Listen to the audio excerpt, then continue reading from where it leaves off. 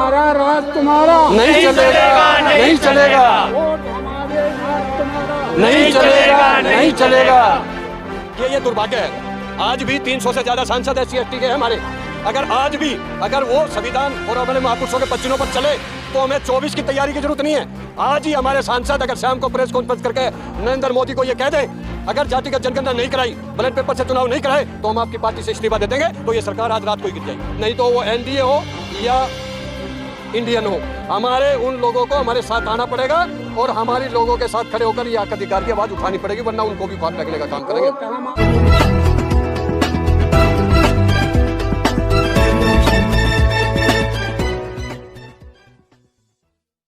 देखिए, सबसे पहले तो आज दिल्ली के रामलीला मैदान में देश भर के सभी बहुसंख्यक समाज के संगठनों को एक मंच पर लाकर संयुक्त बहुसंख्यक समाज मंच के माध्यम से लगातार 9 महीने में तीसरी बार बहुसंख्यक समाज को एकजुट कर नए अधिकार सम्मेलन का आयोजन किया जा रहा है। और आज इस सम्मेलन के अंदर पूरे भारतवर्ष से सभी बहुसंख्यक समाज के संगठनों के प्रतिनिधि और समाज के जितने सांसद हैं वो भी अभी आने वाले हैं, और समाज के लगभग हजारों की संख्या में बहुसंख्यक समाज के क्रांतिकारी साथी मातृशक्ति सब आए हैं।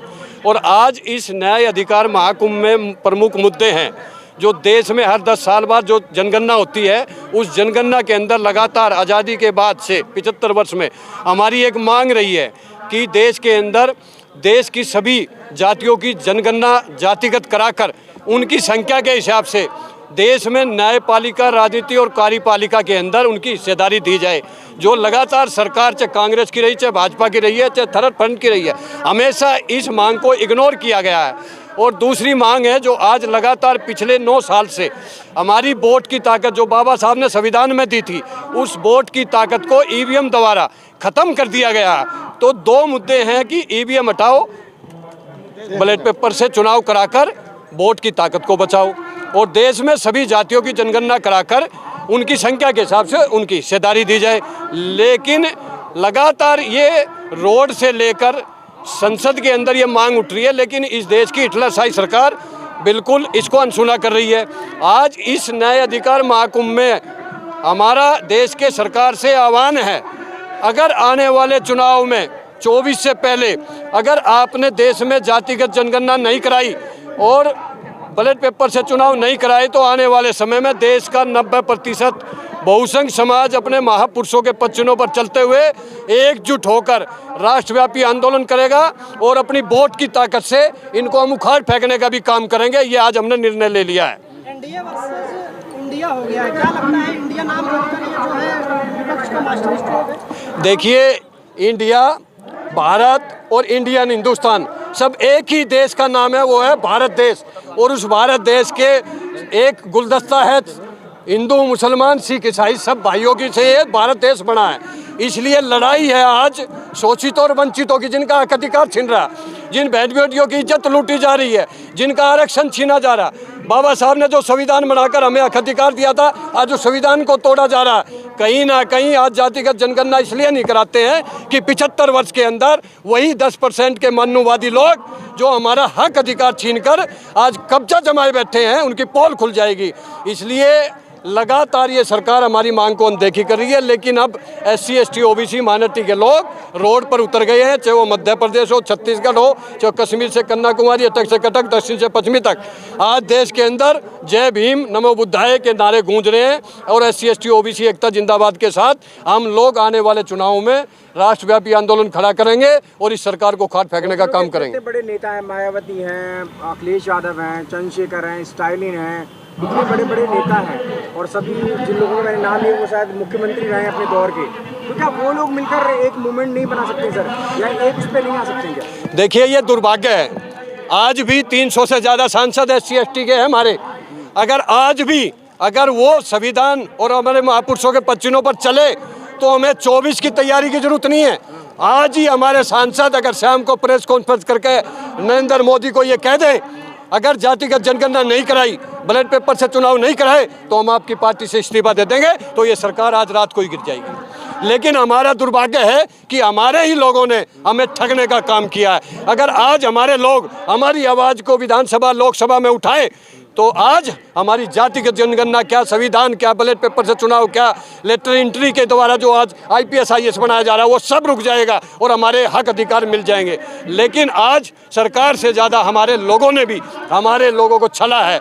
इसलिए मैं आज आह्वान करता हूँ कि या तो आने वाले चुनाव से पहले हमारे बहुसंख्य समाज के नेता, चाहे वो कांग्रेस में हो, चाहे भाजपा में, चाहे SP में, चाहे BSP के अंदर है, अगर अब की बार अगर आपने आने वाले चुनाव के अंदर और हमारे इस आंदोलन के अंदर हमारे साथ खड़े होकर जातिगत जनगणना नहीं कराने का काम किया, बैलेट पेपर से चुनाव की बात नहीं की, लेटर एंट्री को और इंटरव्यू व्यवस्था को ख़त्म नहीं किया, क्रीमी लेयर को बंद नहीं कराया, मंडल आयोग की सिफारिश से लागू नहीं कराई, कहीं ना कहीं हम लोग सरकार के साथ साथ आपका भी बहिष्कार कर कर एक नए बहुसंख्य समाज के युवाओं को मौका देंगे और उनको विधानसभा लोकसभा में भेजकर अपने हक अधिकार की लड़ाई लड़ेंगे। बहुसंख्यक की बात कर रहे हैं, अनुप्रिया पटेल उनके साथ हैं, जीतन राम मांझी उनके साथ हैं, राजभर चले गए उनके साथ, क्यों मानेंगे आपके सारे लोग एनडीए में हैं? देखिए, राजभर हो, अन्नू पटेल हो, जितने भी हमारे लोग जो निषाद हो, जो आज भाजपा और कांग्रेस में जा रहे हैं, वो जब जा रहे हैं कि जब हमारी वोट की ताकत से वो विधानसभा में मंत्री बने बैठे हुए हैं।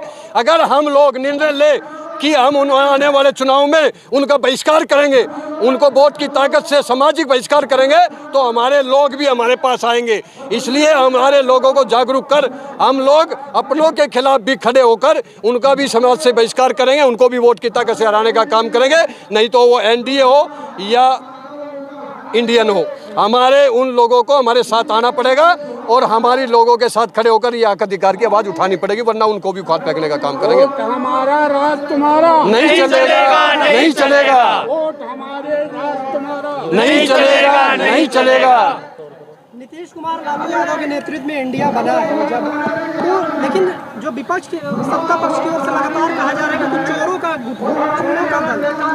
दल। देखिए, आज़ादी से पहले जिन लोगों ने अंग्रेजों और मुगलों के खिलाफ लड़ाई लड़ी, देश की आज़ादी की और उनकी गुलामी कबूल नहीं करी, उनको बागी करार कर दिया था। और आज इस देश के अंदर जो शोषित और वंचितों को चारपाई पे बैठने का हक दिया, वोट डालने का हक दिया, बहन बेटियों की इज्जत बचाने का हक दिया और 90 के दशक में उनको कुएं में पानी का भरने का हक दिया था, तो वो लालू यादव जी, मुलायम सिंह यादव, नीतीश कुमार ने दिलाया था।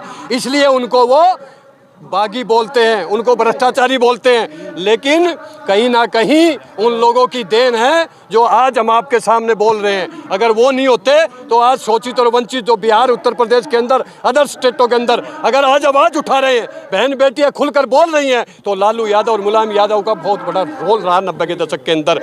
इसलिए ये ED CBI से हम लोग डरने वाले नहीं हैं। हम लोगों ने निर्णय ले लिया है कि अब एकजुट होकर हम लोग आने वाले विधानसभा लोकसभा चुनाव में वोट की ताकत से बहुसंख्य समाज के 90% लोग इनको उखाड़ फेंकने का काम करेंगे। हिटलरशाही सरकार को ये निर्णय ले लिया आज हमने। कैसे लड़ेंगे? उनके साथ 38 दल हैं। देखिए, दल 38 हैं, लेकिन हम 1 अरब 10 करोड़ हैं, वो 38 वहाँ कहीं नजर नहीं आते। अगर हम 90 करोड़ में से 18 करोड़ लोग इकट्ठे होकर वोट दबा दे तो हमारा प्रधानमंत्री होगा।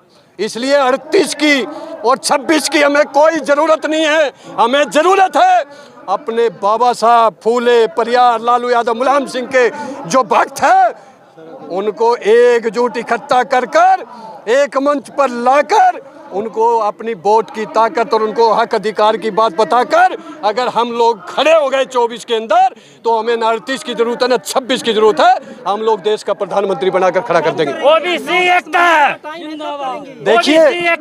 देखिए अब ये क्या उसकी शुरुआत है। आज दिल्ली का ऐतिहासिक रामलीला मैदान में क्या हो रहा, उसी की तैयारी हो रही है।